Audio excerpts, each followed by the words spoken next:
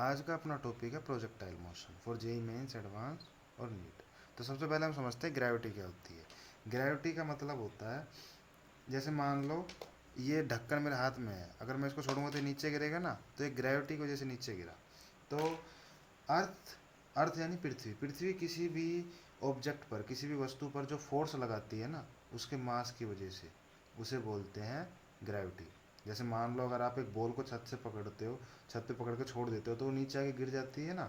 सेब जैसे न्यूटन ने देखा था पेड़ से आके नीचे गिरा था ना, वो किस लिए गिरा था, क्योंकि अर्थ जो है हर एक ऑब्जेक्ट पर अट्रैक्टिव फोर्स लगाती है डाउनवर्ड डायरेक्शन में, उसके मास की वजह से, उसे बोलते हैं ग्रेविटी।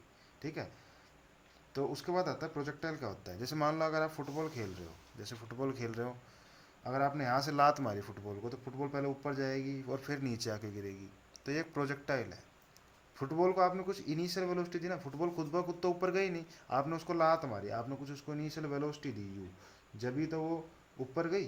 तो एक ऑब्जेक्ट जिसको कुछ इनिशियल वेलोसिटी से फेंका जाए, एक ऐसा ऑब्जेक्ट, एक ऐसी वस्तु, जैसे कि पेन हो गया, बॉल हो गई, कोई भी आपके पास कोई भी ऑब्जेक्ट हो गया, फुटबॉल हो गई, जिसको आप कुछ इनिशियल वेलोसिटी से फेंको, और वो इनिशियल वेलोसिटी से फेंकने के बाद ग्रेविटी के इफेक्ट में मूव करे, मतलब उसकी जो वेलोसिटी बढ़े या घटे ना, वो अर्थ की वजह से जो उस पर ग्रेविटेशनल फोर्स लग रहा है उसकी वजह से बढ़े घटे, उसे बोलते हैं प्रोजेक्टाइल। तो प्रोजेक्टाइल एक बॉडी का नाम है जो इनिशियल वेलोसिटी से फेंकी जाती है। ठीक है। और वो ग्रेविटी के इफेक्ट में मूव करती है, सिर्फ सिर्फ उसकी मोशन पे ग्रेविटी का इफेक्ट पड़ता है, अर्थ के द्वारा लगाए गए फोर्स का इफेक्ट पड़ता है, अर्थ के द्वारा लगाए गए ग्रेविटेशनल फोर्स का इफेक्ट पड़ता है, उसे बोलते हैं प्रोजेक्टाइल। और वो बॉडी हमेशा अर्थ के सरफेस के पास फेंकी जाती है। The body which is thrown with some initial velocity and then moves under the effect of gravity only and near the surface of earth is called projectile. और ग्रेविटी क्या होती है, the force by which earth attract an object due to its due to its mass is called gravity. वो force जो earth एक object पर लगाए, अर्थ, वो फोर्स जिसके थ्रू अर्थ एक ऑब्जेक्ट को अट्रैक्ट करे उसके मास की वजह से, उसे बोलते हैं ग्रेविटी। हमेशा प्रोजेक्टाइल मोशन या तो 2 डायमेंशन में होता है या 3 डायमेंशन में होता है। 1 डायमेंशन में होता है, अगर आपने छत से बॉल फेंक की है ना, तो प्रोजेक्टाइल मोशन नहीं है, वो 1D मोशन है, क्योंकि उसमें सिर्फ ऑब्जेक्ट का वाई कोऑर्डिनेट चेंज हो रहा है, पोजीशन का।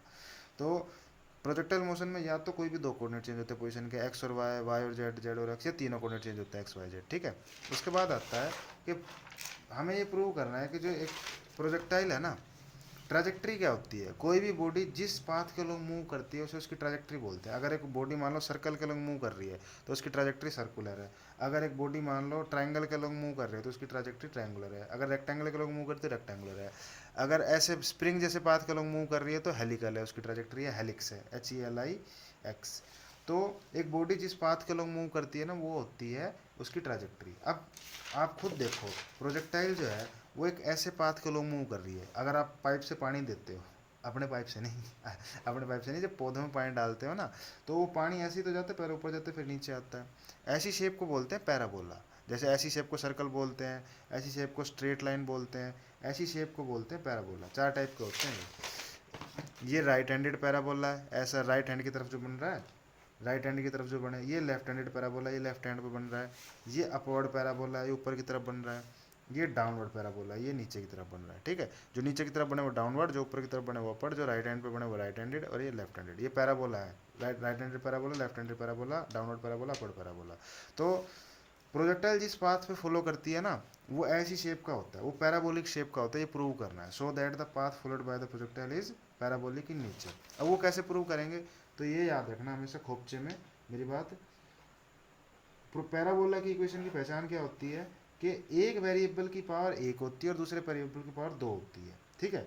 यहाँ कुछ भी हो सकता है, यहाँ मान लो 6 वाई इक्वस टू 6x² हो सकता है, वाई इक्वस टू में 7 माइनस 9x² हो सकता है। मतलब दो वेरिएबल है, एक y है और एक x है, एक की पावर 1 है और एक की पावर 2 है, ऐसे भी हो सकता है। x equals to y square, जरूरी नहीं x का स्क्वायर, मतलब एक की पावर 1 होगी, दूसरे की 2 होगी। x इक्वल्स टू में 9 माइनस 7 वाई स्क्वायर, या ऐसे हो सकता है x इक्वल्स टू में 9y माइनस 7 वाई स्क्वायर।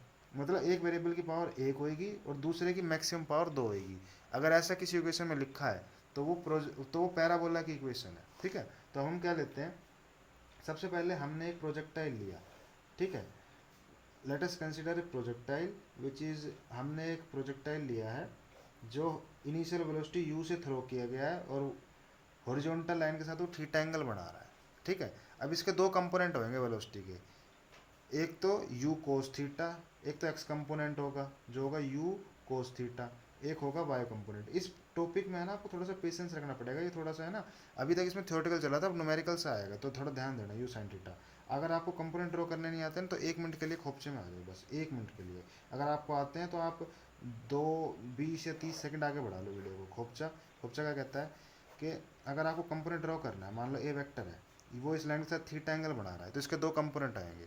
एक तो जिस लाइन के साथ वो एंगल बना रहा है ना, उसको ऐसे नीचे गिर दो, ऐसे बना रहा है ना, ऐसे बना रहा है ना, इसको ऐसे नीचे गिर दो उसी लाइन पे, एक कंपोनेंट तो इस लाइन पे आएगा ए कोस थीटा। जिस लाइन के साथ एंगल बना रहा है ना उस पर कोस थीटा आएगा। एक बार आपको वेक्टर को आगे लेके जाना है उस लाइन की तरफ जिसके साथ वो एंगल बना रहा है, एक बार पीछे लेके जाना है, ठीक है। और पीछे ऐसे लेके जाना है कि कोस थीटा के परपेंडिकुलर आए। तो दूसरा कंपोनेंट आएगा यहाँ ए साइन थीटा वाई एक्सिस की तरफ। जैसे मान लो, एक और क्लियर एग्जांपल करता हूँ, जैसे मान लो ए वेक्टर यहाँ है, अब इसने थीटा एंगल इस लाइन के साथ बना रखा है, तो एक बार जिस लाइन के साथ एंगल बना रखा है ना उस पे घेरो पहला कंपोनेंट, धम देने से घेर दो इस पे। और वो कंपोनेंट कौन सा होता है, कोस थीटा। जिस लाइन के साथ एंगल बनाता है ना उसका हमेशा कोस थीटा आता है। एक बार लाइन की तरफ ले जाना होता है, एक बार आगे ले जाना होता है, और एक बार पीछे, पीछे ऐसे ले जाना होता है कि कोस थीटा के परपेंडिकुलर है, तो इधर आएगा ए साइन थीटा। अगर एक और एग्जाम्पल चाहिए तो जल्दी से देख लो, ये क्या आएगा, जैसे मान लो, हाँ ये रहा। अब इसने, ये एक वेक्टर है ए, इसने थीटा एंगल बना रखा है इस लाइन के साथ, तो कैसे कंपोनेंट ड्रा करोगे, एक तो इस वेक्टर ने बना रखा है ना इस लाइन के साथ, तो एक कंपोनेंट तो इस लाइन पे गिर दो ऐसे, जो इस लाइन पे होगा वो कोस थीटा। एक बार आगे लाना होता है, एक बार पीछे ले जाना होता है, पीछे ऐसे ले जाना होता है, कोस थीटा के परपेंडिकुलर है, ये आएगा ए साइन थीटा। एक बार आप आगे लाए, एक बार आप पीछे ले गए, ऐसे ही एक बार आप आगे लेके गए, एक बार आप पीछे लेके गए। पीछे से मतलब है एक बार वेक्टर के आगे की तरफ जाना है, एक बार वेक्टर के पीछे की तरफ आना है। आगे की तरफ उस डायरेक्शन में जाना है जिसके साथ उसने, जिस लाइन के साथ उसने एंगल बना रखा है। एक बार आगे की तरफ जिस लाइन के साथ एंगल बना रखा है धम, एक बार उस पीछे। तो ये कंपोनेंट ड्रा करने का तरीका। अब जल्दी से अपन काम करते हैं। आपने एक प्रोजेक्टाइल लिया, उसको आपने थ्रो किया इनिशियल वेलोसिटी यू के साथ, ठीक है। जो थीटा एंगल बना रही थी हॉरिजॉन्टल के साथ, तो उसके दो कंपोनेंट आ गए, एक तो ये कोस थीटा, एक ये साइन थीटा। ये एक्स एक्सिस के लोगे, ये वाई एक्सिस के लोगे, ठीक है। अब ये पॉइंट है ओ, ये पॉइंट है बी, इसे बोलते हैं point of projection. Point of projection, जहाँ से एक प्रोजेक्टाइल फेंकी जाती है ना, जहाँ से आप प्रोजेक्टाइल को इनिशियल वेलोसिटी देकर थ्रो करते हो, उसे बोलते हैं प्रोजेक्शन पॉइंट, ठीक है। तो अब मुझे क्या दिखता है, मुझे मुझे एक इक्वेशन पता है, एस इज इक्वल्स टू में U T plus half A T square, ठीक है। इससे पहले मैं आपको एक बात और बताता हूँ इसी की। अगर आप देखोगे तो ग्रेविटी जो है, ग्रेविटी हमेशा, अगर आपने एक बॉल को ऊपर की तरफ फेंका है तो ये बॉल ऊपर की तरफ जाती जाती जाती जाती जाती जाती रही, उसके बाद यहाँ ये जाती गई जाती गई जाती गई, इसकी वेलोसिटी डिक्रीज होती गई। इस पॉइंट पर इसकी वेलोसिटी जीरो हो गई। अगर यहाँ पे वेलोसिटी इसकी ऊपर की तरफ की जीरो नहीं होती ना तो ये ऊपर ही जाती रहती, ठीक है।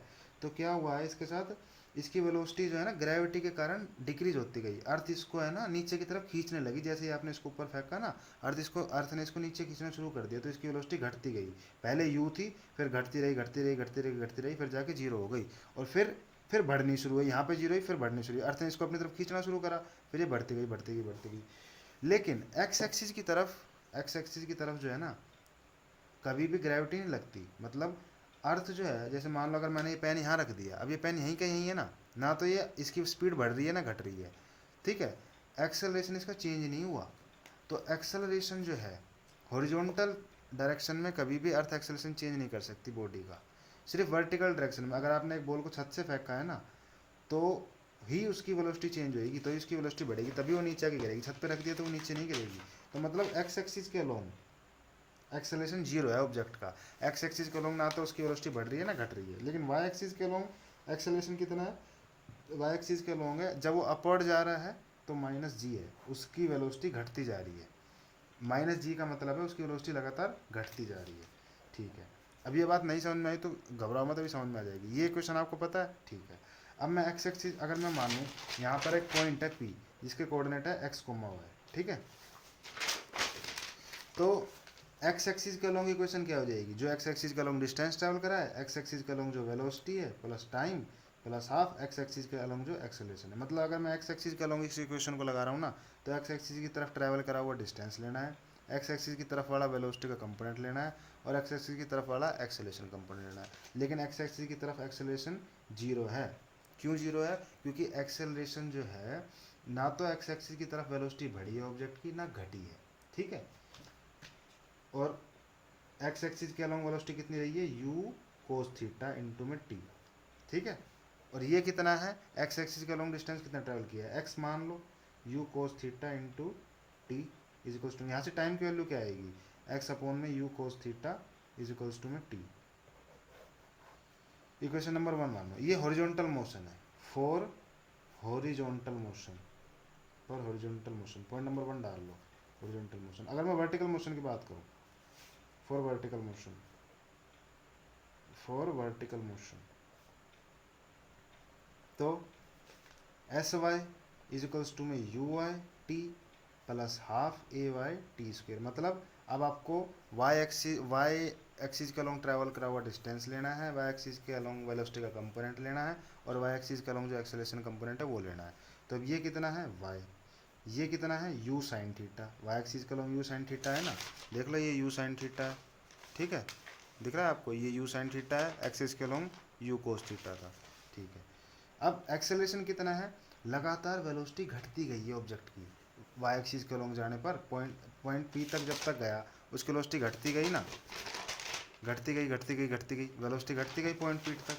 तो एक्सेलरेशन कितना लेंगे? माइनस जी, माइनस 1/g_t²। जी क्या है? जी होता है एक्सेलरेशन ड्यू टू ग्रेविटी, मतलब अर्थ के फोर्स लगाने की वजह से ऑब्जेक्ट की जो वेलोसिटी बढ़ती है घटती है उसे बोलते हैं acceleration due to gravity. Gravity की वजह से जो एक्सेलरेशन आया है 9.8 मीटर पर सेकंड स्क्वायर होती है इसकी वैल्यू, 9.8 मीटर पर सेकंड स्क्वायर, ठीक है। अब टी की वैल्यू यहाँ भी टी है, अब टी की वैल्यू यहाँ से डाल दूंगा इसमें इक्वेशन 2 में, using equation 1, using equation 1 we get, equation 1 क्या कहती है? टी की वैल्यू है x by u cos theta, तो y u sine theta, t की वैल्यू है x by u cos theta minus 1/2 g x by x square by u square cos square theta, t का square है ना, u से u cancel, sine theta upon cos theta क्या होता है? Ten theta, तो ये आ गया x tan theta minus half g x square upon में u square cos square theta.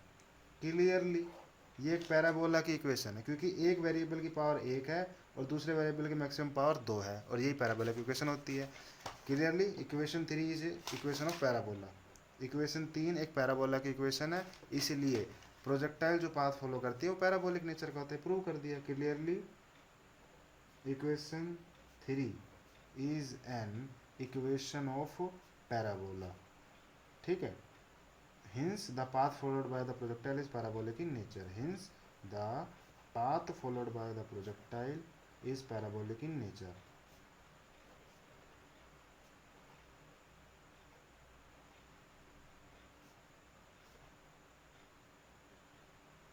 मतलब प्रोजेक्टाइल जो पाथ फॉलो करती है ना वो पैराबोलिक नेचर का होता है। ये कैसे प्रूव करा हमने? ये पूरा प्रूफ मैंने आपको बता दिया, ठीक है। अब कुछ बातें हो रहे हैं टाइम ऑफ फ्लाइट जैसे, ठीक है। टाइम ऑफ फ्लाइट क्या होता है? फ्लाइट मतलब क्या होता है? उड़ना, ठीक है। तो प्रोजेक्टाइल कितनी देर तक हवा में रही, प्रोजेक्टाइल कितनी देर तक हवा में रही अपने मोशन के दरमियान, उसे बोलते हैं टाइम ऑफ फ्लाइट। यहाँ से यहाँ तक जाने में जितना टाइम लिया ना प्रोजेक्टाइल ने वो होता है टाइम ऑफ फ्लाइट। और यहाँ से ये मैक्सिमम हाइट, ठीक है, ये एच होती है।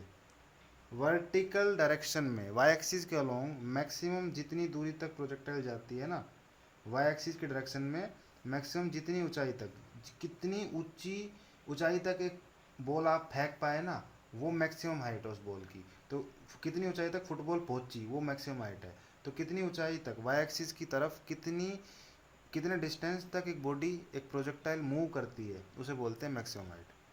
तो ओ पॉइंट से पी पॉइंट तक जाने में जो टाइम लगता है उसे बोलते हैं time of accent, time of ascending, या फिर मतलब ऊपर की ओर जाने में जो टाइम लगा है ना वो है टाइम ऑफ असेंडिंग।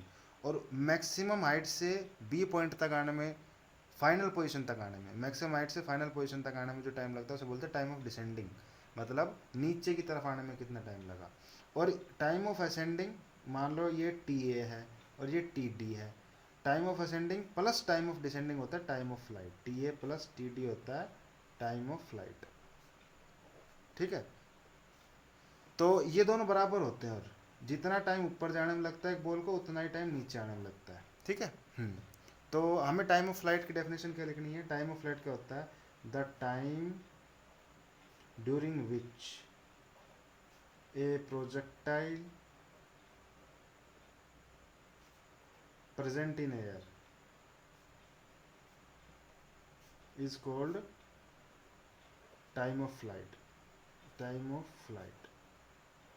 और टाइम ऑफ फ्लाइट की क्या आएगी? टाइम ऑफ फ्लाइट की वैल्यू क्या आएगी भाई? यहाँ से यहाँ तक जाने में जो टाइम लगा वो टाइम ऑफ फ्लाइट है अगर आपका। ठीक है, अगर आप देखोगे तो टाइम ऑफ फ्लाइट, मैं अगर यहाँ पे एक पॉइंट मान रहा हूँ बी के कोऑर्डिनेट क्या होंगे? कुछ एक्स कुछ वाई, है ना? एक्स कोमा वाई एक कोऑर्डिनेट होगा इसका। तो अगर मैं इसके लिए इक्वेशन लिखूँ, चलो वाई की टर्म में लिख देता हूँ। वाई इज इक्वल्स टू में या क्या होती है? एस इज इक्वल्स टू में U T plus half A T square ऐसी कुछ होती है ना। तो वाई इज इक्वल्स टू में, अब ये वाई कोऑर्डिनेट के लिए लिख रहा हूँ मैं इक्वेशन, तो वाई की वेलोसिटी आएगी you y T minus half Y axis के अलॉन्ग जो एक्सेलरेशन वो आएगा जी टी स्क्वायर। ठीक है, लेकिन मुझे पता है यार ये पॉइंट जो है बी ये एक्स एक्सिस पर है। अगर ये एक्स एक्सिस पर है तो वाई कोऑर्डिनेट जीरो होगा। भाई एक्स एक्सिस पर वाई जीरो होता है ना, तो इस चीज़ की वैल्यू क्या आएगी? जीरो। चलो ये है जीरो। और यू वाई क्या था? यू साइन थीटा, मैंने पहले भी बता दिया, minus half g T square. ठीक है, यानी ये चीज़ जीरो के इक्वल है, तो ये दोनों में से टी कॉमन आएगा ना, तो टी कॉमन ले लिया, फिर यहाँ से टी कॉमन लिया तो यहाँ बचा u sine theta minus half g, यहाँ से एक टी कॉमन लिया तो टी बचा, इज इक्वल्स टू में ये किसके है? जीरो के। ठीक है, अब दो चीज़ों का प्रोडक्ट जीरो है, यानी ए इंटू बी जीरो है एक तरह से। तो इसका मतलब है या तो ए जीरो है या फिर बी जीरो है या फिर दोनों ही जीरो है।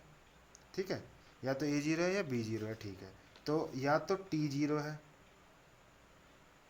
टी जीरो कब था? जब आपने पॉइंट ओ से उस ऑब्जेक्ट को फेंका था, जब भी तो टाइम जीरो था। यानी ये वाली जो बात है टी जीरो है, ये इस पॉइंट को रिप्रेजेंट कर रही है, ये उस कंडीशन को बता रही है जब आपने प्रोजेक्टाइल लॉन्च की थी, प्रोजेक्टाइल को फेंका था। दूसरी, जब आप इस चीज़ को जीरो रखेंगे, इस चीज़ को भी जीरो रखो, u sine theta minus half g t is equals to में जीरो। अब इसको उधर ले जाओ, u sine theta is equals to में हाफ जी टी, टू इधर आ जाएगा और जी नीचे आ जाएगा।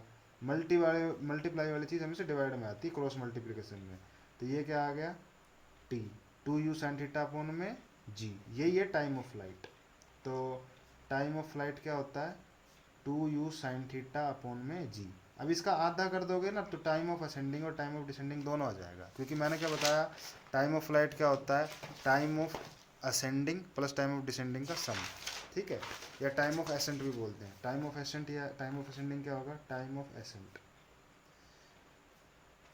प्रोजेक्टाइल इनिशियल पोजीशन से मैक्सिमम हाइट तक जाने में जो टाइम लेती है ना, प्रोजेक्टाइल इनिशियल पोजीशन से मैक्सिमम हाइट तक जाने में जो टाइम लेती है वो होती है टाइम ऑफ फ्लाइट, और मैक्सिमम हाइट से फाइनल पोजीशन तक आने में जो टाइम लेती है वो होती है टाइम ऑफ डिसेंडिंग या time of descent. The time taken by the projectile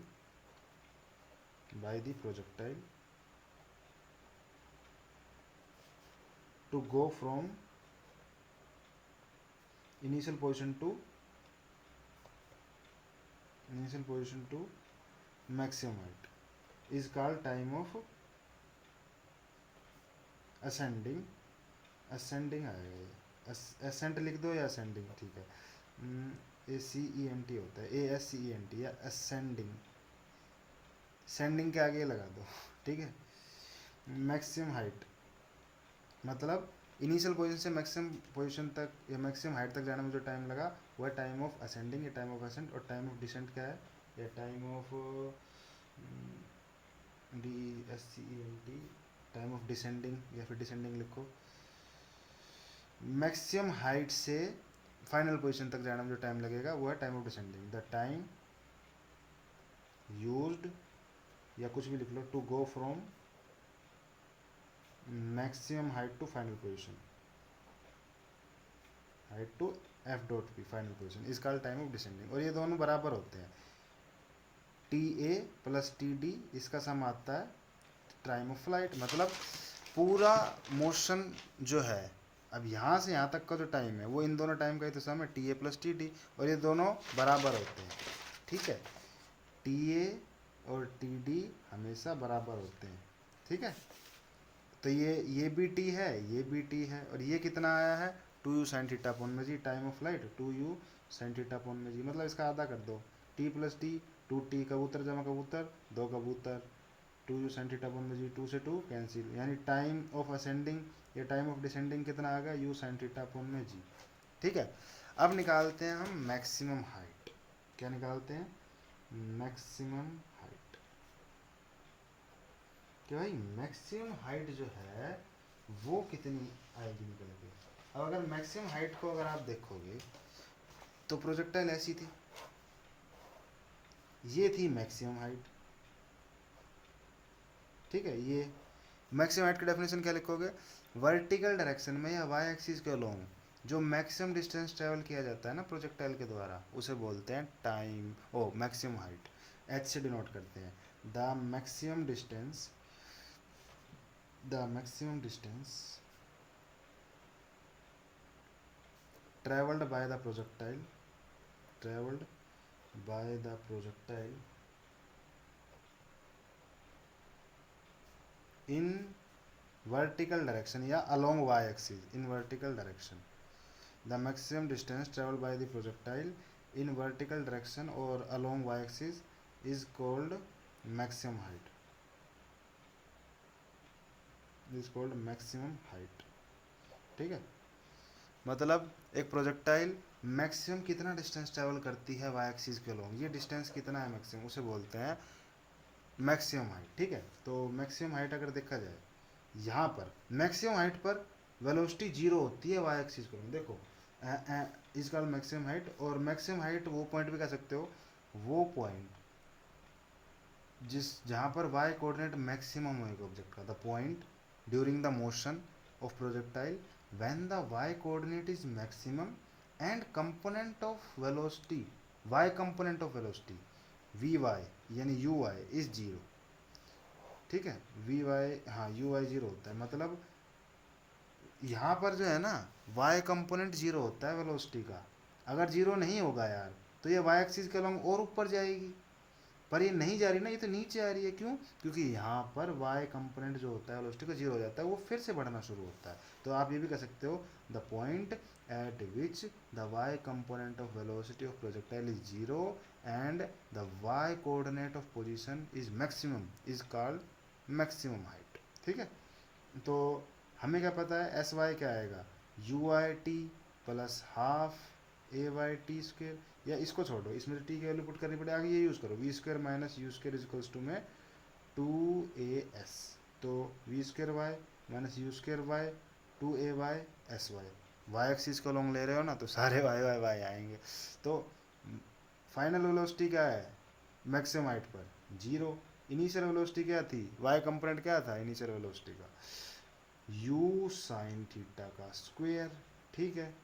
और एक्सेलरेशन कितना था, जी माइनस का, तो माइनस टू आगे आ गया, माइनस टू के आगे आ गया, और वाई मैक्सिमम हाइट कितनी थी एच, एस क्या है डिस्टेंस, डिस्टेंस कितना ट्रैवल करेगा, मैक्सिमम हाइट ट्रैवल कर, मैक्सिमम हाइट तक का ही तो डिस्टेंस निकाल रहे हैं, तो डिस्टेंस एच है, माइनस से माइनस कैंसिल, एच की वैल्यू क्या आ गई, u square sine square theta upon में two g is equals to में एच। अगर आप एच को ध्यान से देखोगे तो एच डायरेक्टली प्रोपोर्शनल है यू साइन थीटा के स्क्वेयर के, ये क्या है वेलोसिटी का वाई कंपोनेंट, ठीक है, इनिशियल वेलोसिटी का वाई कंपोनेंट, यानी जो मैक्सिमम हाइट है ना वो इनिशियल वेलोसिटी के वाई कंपोनेंट पे डिपेंड करती है, एक्स कंपोनेंट चाहे कितना ही उससे उसे कोई फर्क नहीं पड़ता, यानी यू एक्स से यानी यू कोस थीटा से मैक्सिमम हाइट का कोई लेना देना नहीं है। ऐसे अगर आप टाइम का देखोगे तो टाइम भी जो है वो सिर्फ डिपेंड करता है, टाइम ऑफ असेंडिंग हो, टाइम ऑफ डिसेंडिंग हो, या टाइम ऑफ फ्लाइट हो, वो यू साइन थीटा पे डिपेंड कर रहा है, वो सिर्फ डायरेक्टली प्रोपोर्शनल है यू वाई के, यानी वेलोसिटी इनिशियल वेलोसिटी के वाई कंपोनेंट पे, वो एक्स कंपोनेंट पे डिपेंड नहीं करता, ठीक है। उसके बाद हॉरिजॉन्टल रेंज, सबसे लास्ट चीज़, लास्ट है बस, हॉरिजॉन्टल रेंज। हॉरिजॉन्टल रेंज क्या होता है, हॉरिजॉन्टल डायरेक्शन में जो डिस्टेंस ट्रैवल करती है ना प्रोजेक्टाइल अपने मोशन के दौरान, उसे बोलते हैं हॉरिजॉन्टल रेंज। ये जो डिस्टेंस ट्रैवल करा है ना एक्स एक्सिस के अलोंग जो डिस्टेंस ट्रैवल करती है प्रोजेक्टाइल अपने मोशन के दौरान, पूरे मोशन के दौरान, उसे बोलते हैं हॉरिजॉन्टल रेंज। ये क्या है? हॉरिजॉन्टल रेंज या सिंपली रेंज।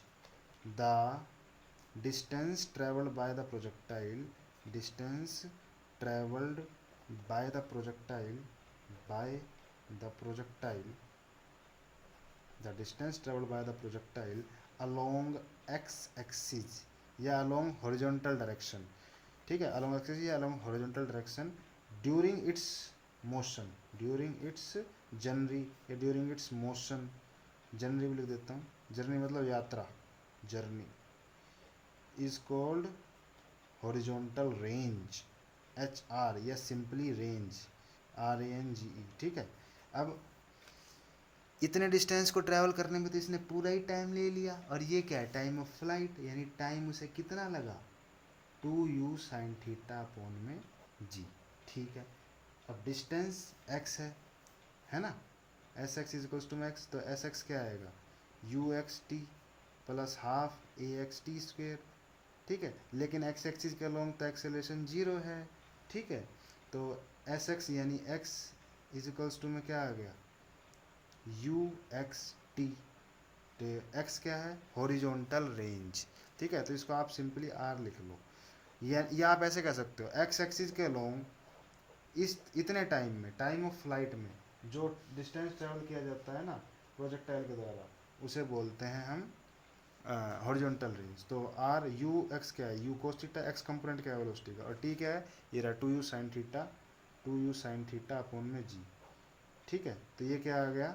देखो अगर देखा जाए तो आप ये कहोगे हॉरिजॉन्टल रेंज वेलोसिटी के एक्स कंपोनेंट पे भी डिपेंड करता है, और u sine theta y component पे भी डिपेंड करता है, यानी रेंज या फिर horizontal range directly proportional to u x और यू वाई दोनों, ऐसे लिखोगे। यहाँ लिख देता हूँ, horizontal range directly proportional to u x into u y, यानी हॉरिजॉन्टल रेंज जो है वो वेलोसिटी के एक्स कंपोनेंट पे भी डिपेंड करता है और वेलोसिटी के वाई कंपोनेंट पे भी डिपेंड करता है, ठीक है। तो आर की वैल्यू यहाँ से आएगी, देखो यू इंटू में you, 2u square sine theta into में कोस थीटा डिवाइडेड बाय जी।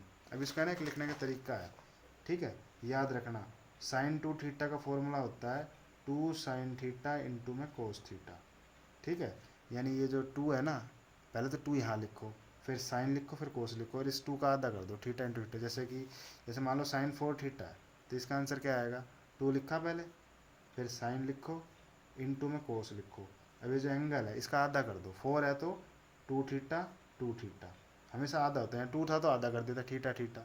ऐसे ही मान लो यहाँ पे 6 होता तो 2 लिखा, 6 का आधा 3, साइन 3 थीटा इंटू में कोस 3 थीटा।